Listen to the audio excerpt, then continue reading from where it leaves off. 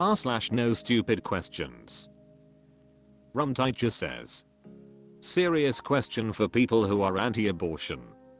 There is a percentage of the United States population that is anti-abortion, but at the same time are in favor of reducing child welfare, such as WIC as well as child care credits for daycare.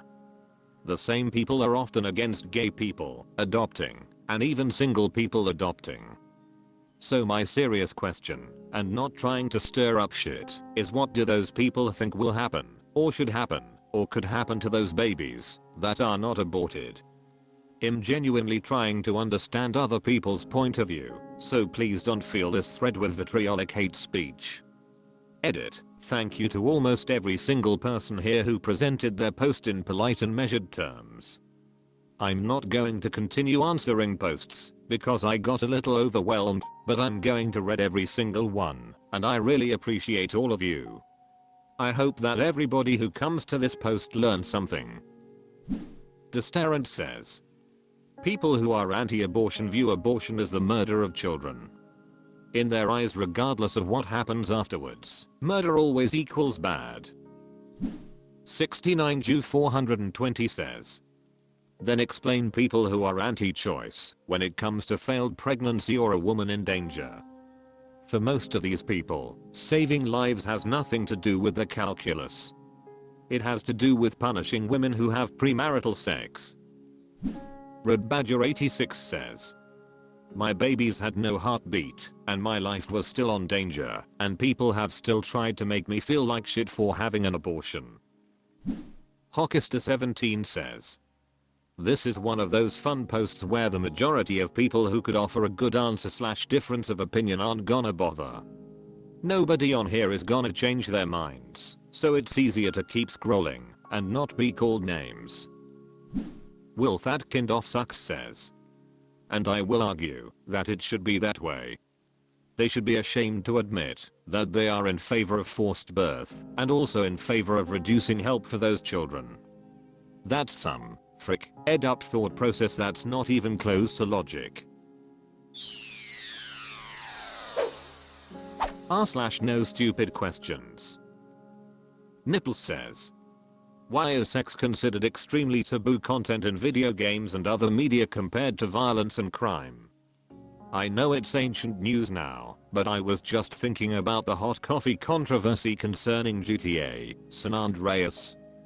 I found myself asking, in an adults-only video game where you can freely murder innocent people and commit every crime under the sun, why did people draw the line and lose their shit at the possibility of seeing two fully clothed adults having consensual sex? Thunknown_master says, it does seem strange that it seems like nudity and sex are treated as more mature content than literally murdering innocent people for fun. Guess that shows we humans love and value of entertaining violence, but sex / actual love / intimate relationships are just too real / emotionally impactful. Stompire says, this is regional. Some countries have nudity on billboards, so not human but maybe American. Just Somebody Infinite says, puritanical Christian bullshit. Same reason you can show someone getting murdered in a TV show, but God forbid you show a woman's nipple for 2 frames of the video. Mortimer_G says, it's not only in video games. This also happens in movies and TV shows for the same reason. American Puritanism. Every time I see this topic on Reddit, I always remember that scene of Hannibal that has a naked dead couple with their backs ripped out to look like wings and the producers threw fake blood on them to hide their butt cracks because modesty. Zinth22 says, because up until fairly recently video games were seen as something primarily for kids. So any hint of sex in a video got the prids up in arms about whether or not it was appropriate, even if the game itself wasn't meant for kids to begin with. Also, it isn't like this sort of thing is just something that happened with video games. The same shit happened with TV too, but instead of it being about just kids, it was about family values, whatever that means. And it took decades before it was okay to even show intimacy on TV shows. Like, Once upon a time it was unheard of to see a married couple share the same bed on old TV shows, and it was very controversial when the first show did it. r/NoStupidQuestions. Pratayantita2404 says, my severely mentally ill brother was admitted to a psych hospital and the staff refused to let me know if he's even there or not. At what point can I report him missing to police? I don't know where else to ask this. My 30-year-old brother is very mentally not well. We think it's paranoid schizophrenia. He shows all the symptoms of it. We finally got him to agree to go to a psych hospital after many years of struggling. He was admitted 2 days ago, and they told us about the secret code system for getting in touch with each other. When he got there, I hadn't received a call about a code to get in contact, so I ended up calling the psych hospital. They said if my brother hasn't given me the code yet, then there's nothing they can do. They cannot allow me to talk to him. I asked them if he's even still there, because according to them, he can leave out of his own free will. They said we can't tell you if he's here or not. So WTF. My brother could be completely wandering the streets right now, and I'd have no idea. He has nothing with him, no money, and I don't think he even has my phone number memorized. He is not in his right mind. I'm really concerned, because he has no other friends, and is estranged from the rest of our family. I'm the only person who advocates for him, and tries to help him. I have no idea if they've sedated him so much, that he can't think clearly. The place has not the best reviews on Google, which is freaking me out even more. So I guess my question is, can I report him missing to the police? I don't even want to know any health information. I don't care if I can't talk to him. I just want to know he's safe. Reward if list says, report him now. There is no time limit. DNF29 says, they really shouldn't leave it up to him to give you a code. That makes no sense at all. I guess I would try to talk to the police or an investigator about your concerns and see if they would mind doing a welfare check for you or something of that nature. If they find out he isn't there, then you would need to do a missing persons report. If they say they can't get the info from the hospital for whatever reason, then you may have to just go ahead and do a missing persons report so they, hopefully, would then have the legal authority to ask the hospital. Hopefully, you get some answers soon. Good luck and don't ever give up. Awkward Motor 3287 says, I seriously doubt they are holding him against his will and not allowing contact with family. It is possible to commit someone against their will, but to deny them all family contact is illegal as frick. The most likely situation is that he doesn't want to speak to family for some reason. And because of HIPAA, they can't confirm or deny him being there. If you call the police, they won't able to tell you a thing if no crime has been committed and he doesn't consent to you knowing. There's no harm in calling them. I'm just trying to prepare you for what could be a shocking conclusion. Good luck. r/NoStupidQuestions. Nuggy_Wuggy says, does anyone else feel like their spelling skills have significantly decreased since the use of autocorrect has become so common?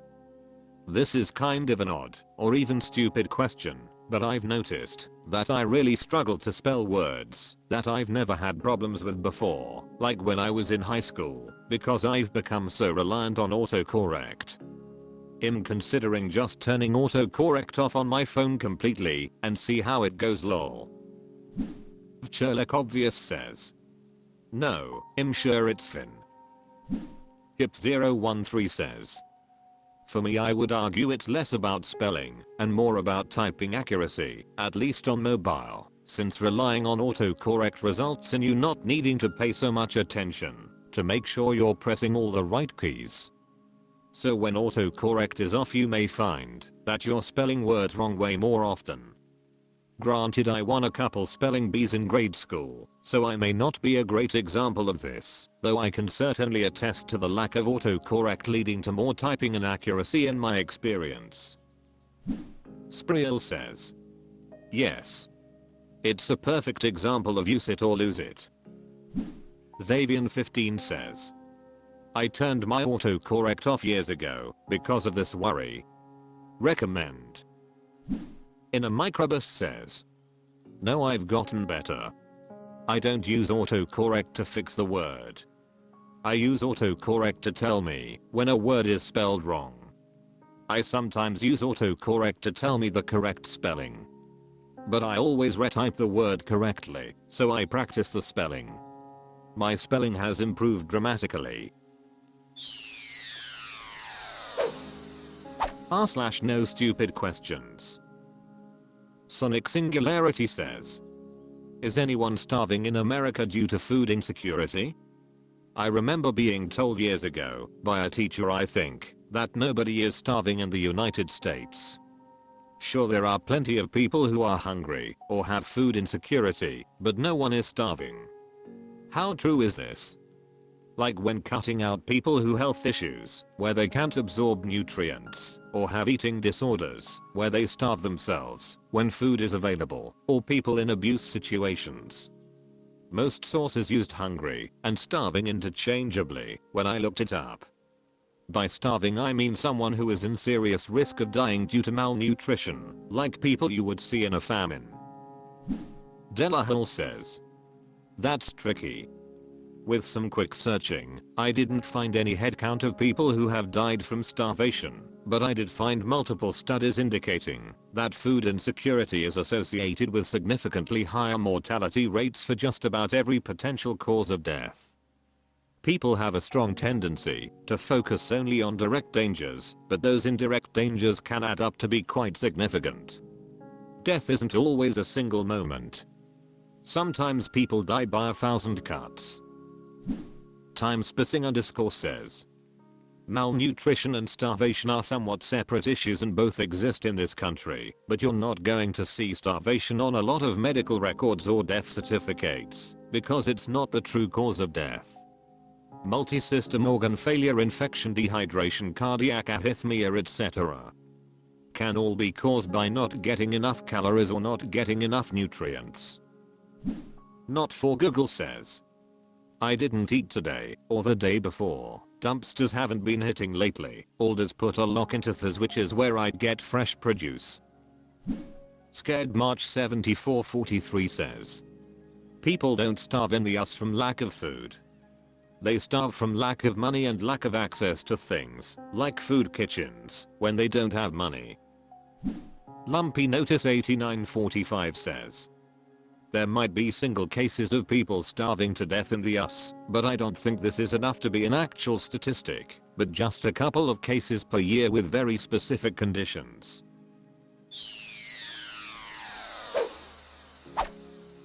That's all for this video. Thank you for watching. Please subscribe.